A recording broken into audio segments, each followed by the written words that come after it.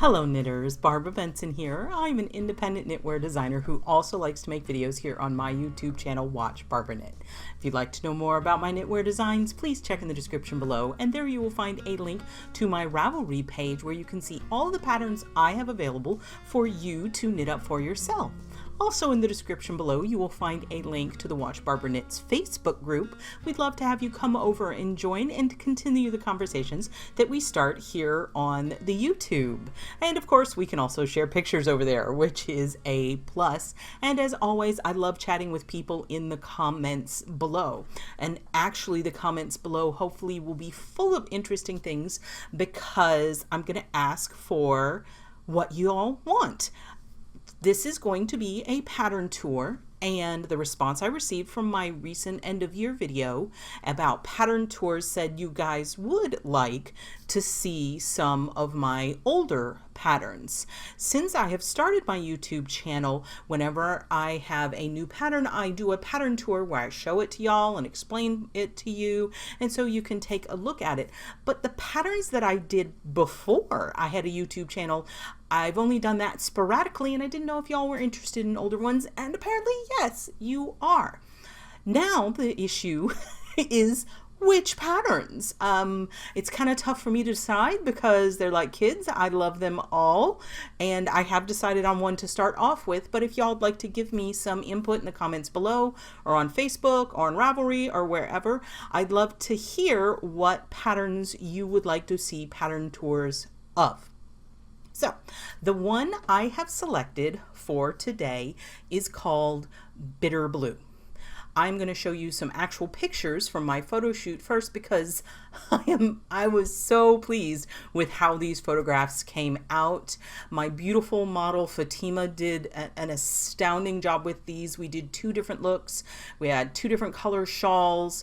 It's just, with this particular shoot, I had a really hard time narrowing down the photos that I wanted to use. So I've shown you a few here. And if you go back to the Ravelry page, which there will be a link to it, you can see lots more photos of this and photos of other colors that people have chosen to knit this in. Now, of course, I'm going to show you the actual shawl. And this is BitterBlue. And first off, the name. I'm gonna just put it on real quick like this. Hang on, let's pull the fancy part around in front. Or that is not the fancy part.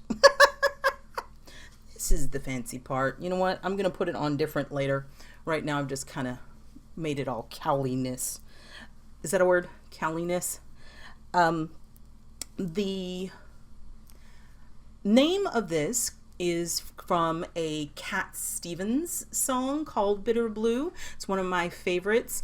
And when I collaborated with a dyer and a person who does beads with this, and I sent a photograph, well, not a photograph, a link to a JPEG of a painting, and they kept referring to this one. It's the one that went from butter colored to blue, and that's the colors that were in the painting. And so they called it ButterBlue, and then it kept making me think of the song BitterBlue, so that's what I was singing the whole time I was knitting this one. So BitterBlue is how it ended up. That was a short story long. The idea behind this pattern was I was thinking about gradients. When I designed this, gradients were relatively new, and I loved them, and we were seeing more and more different things. And as I was working and pondering on gradients, I thought, what if I could do a shawl where the shawl runs through a gradient of yarn, right? The shawl runs through a yarn gradient, and at the same time, there's beads, and the beads are going into the gradient.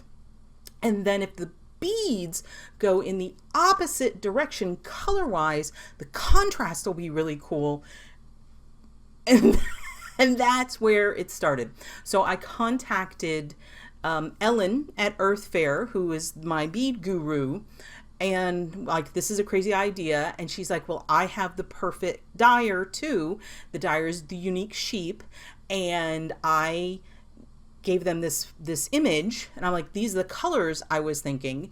And then we came up with other colors, and we ended up doing 3 different kits, and it was 2 different kits. It was just amazing. So here is the shawl. It is an asymmetrical curved triangle. Y'all might know I like that shape. And it starts up in this corner. See? And the cast on is like 3 or 4. It's tiny here. And the way it's worked, I'm going to set this here. You can hear that. Listen to that. Those are the beads.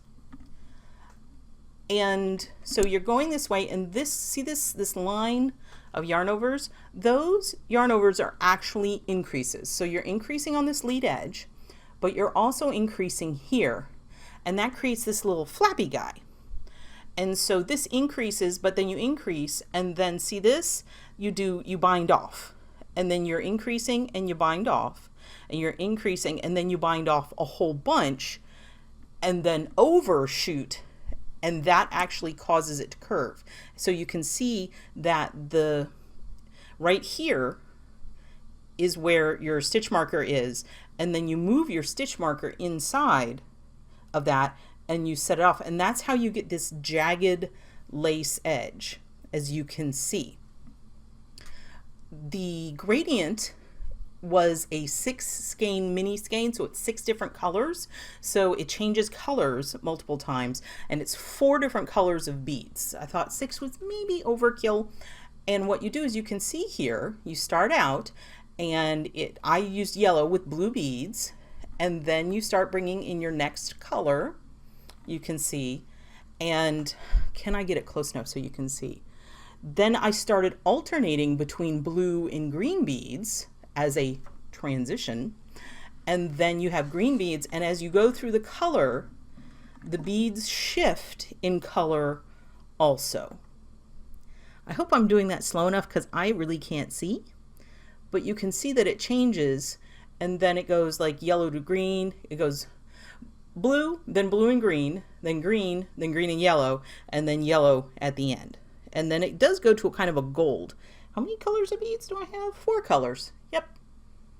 Now, to get that gradient effect in the beads is why there are so many beads. There needed to be these distinct lines so you could see the movement.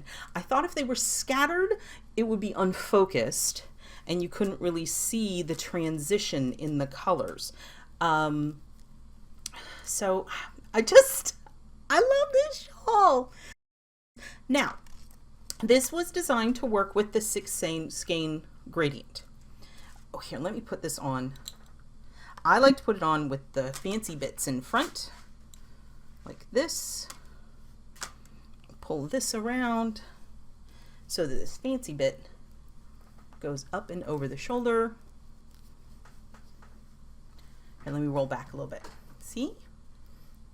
And it's hard to do because the camera makes everything all reversed. Sorry. Could be better.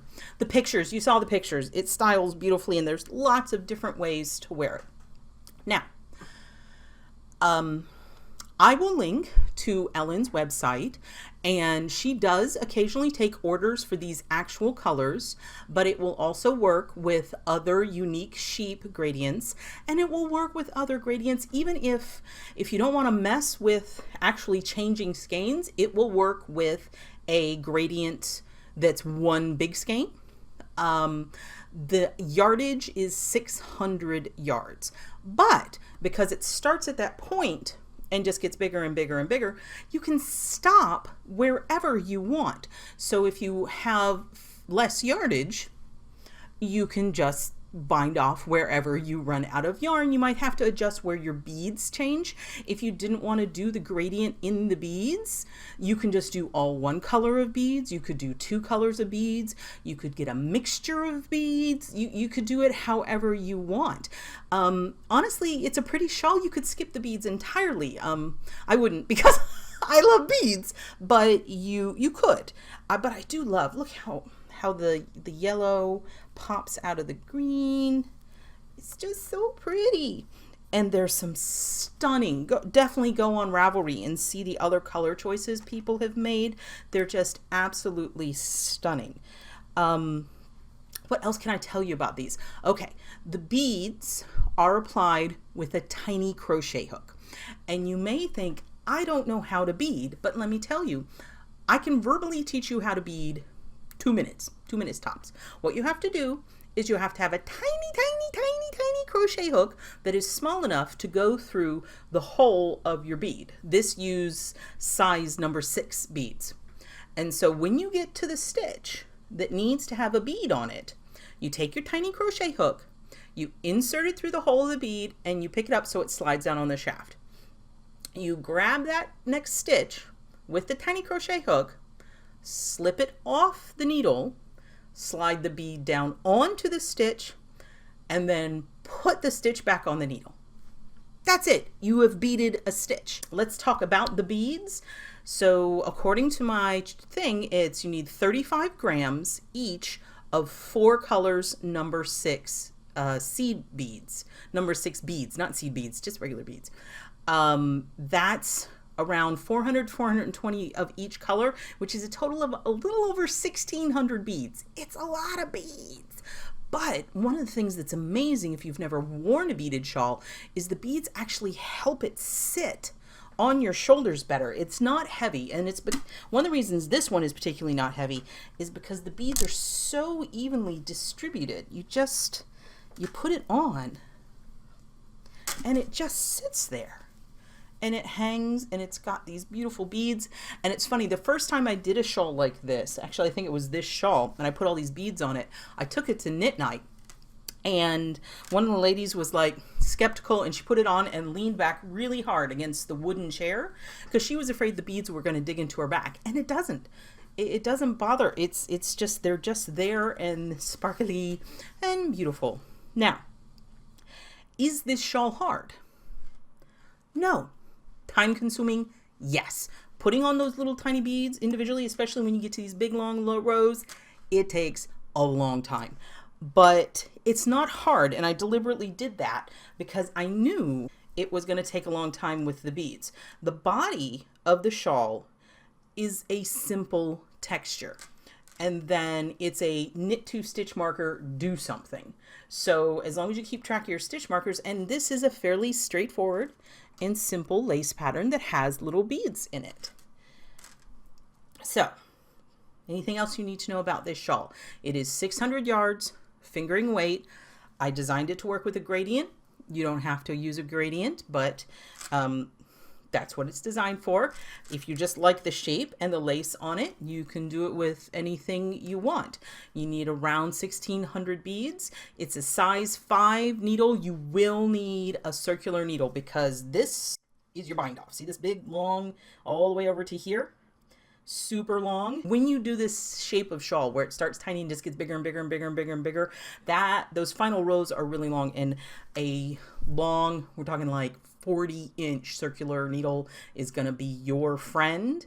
And the end size is 25 inches, and that is going to be the distance from the neckline to this point, and the wingspan is 46 inches. I'm going to stand up and let's see if I can get it in frame.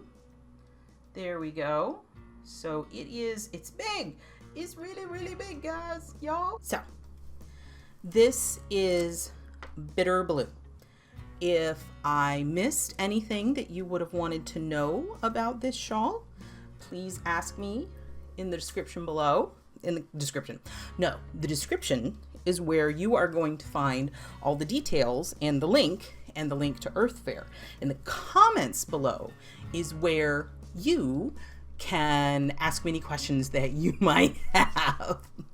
If you like this video, please give it the thumbs up, click that like button, and if you would like to be notified whenever I upload a new video, please subscribe to my channel and select notifications. Thank you so much.